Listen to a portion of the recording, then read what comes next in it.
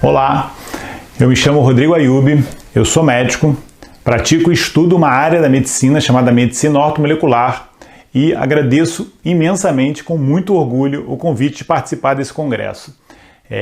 Me foi proposto o tema emagrecimento na medicina integrativa, né? Então, da mesma forma que a medicina ortomolecular, a medicina integrativa, também chamada medicina funcional, são todas áreas da medicina que visam otimizar a saúde, né?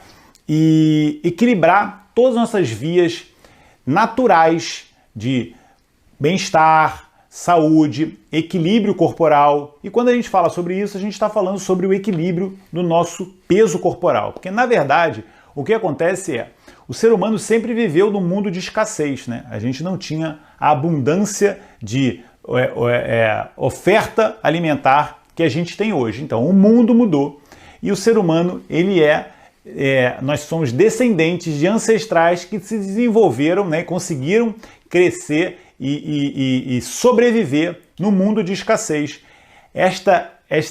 Esse choque antropológico entre o mundo que a gente sempre viveu e cresceu durante milhões de anos com o mundo com excesso de oferta alimentar hoje faz com que o ser humano acabe guardando mais energia do que gastando. Então existe um desequilíbrio nesta utilização e armazenamento de energia e faz com que as pessoas aumentem de peso e acumulem a gordura, né?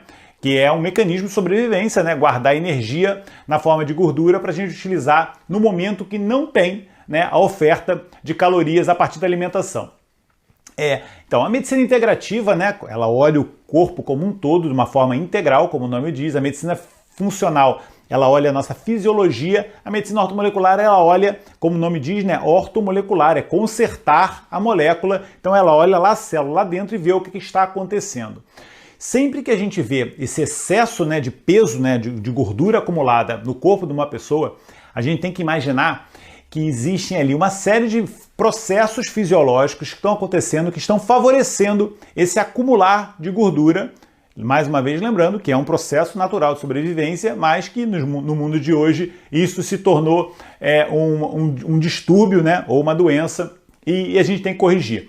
Então, um ponto número 1 que eu queria deixar aqui bem claro, né, quando a gente fala de emagrecimento é perda de gordura acumulada. É essa gordura que em excesso foi depositada no nosso corpo. Não é perda de peso, porque no peso você vai perder gordura, mas também perde o músculo, que é fundamental para a nossa saúde, né? À medida que o ser humano vai envelhecendo, ele vai gerando um processo chamado sarcopenia, que é a perda da massa muscular. Isso é gravíssimo, né? Isso condiciona uma série de doenças. Então, manter a massa muscular é fundamental.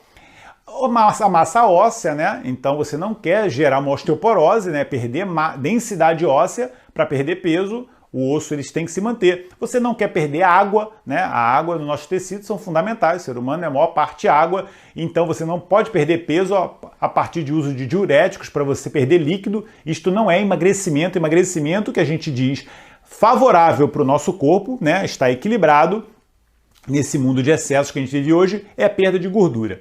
Como sinalizar para o nosso corpo a utilização de gorduras, né? Quando a gente precisa, né? E não só o armazenamento. Conceito número 2. Nós temos que entender o que faz o nosso corpo guardar energia sob a forma de gordura. Um dos conceitos mais errados que existem hoje é o conceito de calorias, né? De que você tem que olhar para as calorias do alimento. Então, olha, eu vou comer alimentos com menos calorias, porque dessa forma eu vou, né? Como a caloria é uma unidade de calor pela física, né? Então, é uma unidade que vai gerar o gasto energético no nosso corpo. Quanto menos eu comer, mais o meu corpo vai emagrecer e etc. E isto não funciona assim. O nosso corpo, ele não ouve calorias. O nosso corpo, ele ouve hormônios. Os sinalizadores do nosso metabolismo, das nossas funções fisiológicas, são os hormônios. Então, quando a gente olha para um alimento, a gente tem que olhar o quanto esse alimento sinaliza os nossos hormônios que nos fazem engordar. O principal hormônio relacionado com o armazenamento de gordura no nosso corpo, né, o principal e o carro-chefe de todo esse processo, chama-se insulina. A insulina, o hormônio liberado pelas células beta do pâncreas, ele é liberado quando a gente come. Sempre que a gente tem um estímulo alimentar, esse hormônio é liberado e faz com que o nosso corpo entenda que estamos recebendo alimentos, vamos utilizar o que precisa e o resto a gente vai armazenar. Existem alimentos que liberam mais e liberam menos insulina, tem alimentos que liberam praticamente nada de insulina, e isto sim vai condicionar se um alimento vai ou não engordar, né, e aumentar muito a sua gordura armazenada por um processo chamado lipogênese, né, a gênese do lípidos, né, da gordura. Os principais alimentos que interferem com a insulina são os alimentos que vão gerar no seu corpo um aumento de glicose, principalmente se esse aumento for excessivo ou for em picos. O que eu quero dizer com isso? Sempre que você gera no seu corpo uma rápida absorção de carboidratos, o seu corpo rapidamente vai sinalizar a insulina, e se isso acontecer com muita frequência, você vai gerar no seu corpo um dos maiores problemas que existem hoje na sociedade, chama-se resistência insulínica. Da mesma forma que você entra num lugar que tem um som muito alto e aí o seu ouvido ele começa a diminuir, né, a audição como uma proteção para o seu ouvido, né, não ter um problema. Quando o nosso corpo recebe muito estímulo hormonal, a célula ela se defende fazendo um processo chamado resistência, né? Um excesso de hormônio gera resistência, ou então um pico hormonal. Onde é que eu quero chegar com isso? É que, por exemplo, quando a gente come um alimento, a gente não deve olhar calorias, a gente deve olhar estímulo hormonal. Vou dar um exemplo, um brownie, né? Você come um brownie de chocolate, né? Aquele alimento com aquele cheio de farinha refinada, né? Com chocolate e açúcar, etc. Um brownie pode ter em média 200 calorias. Essas 200 calorias vão estimular no seu corpo a liberação de muita concentração de insulina, e isto vai fazer com que o seu corpo guarde parte dessas calorias, né, nos seus depósitos de gordura.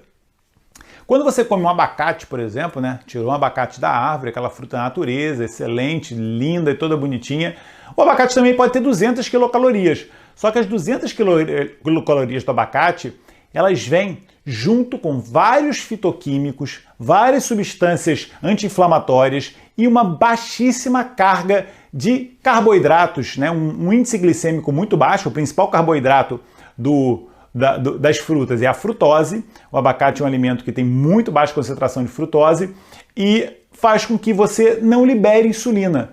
Você libera uma concentração muito irrisória de insulina que não vai interferir, você não dá ordem para o seu corpo de que você tem que guardar energia sob a forma de gordura. Deu para entender? São as mesmas calorias, só que um sinaliza para engordar e o outro sinaliza para você desinflamar, para você melhorar suas enzimas e etc.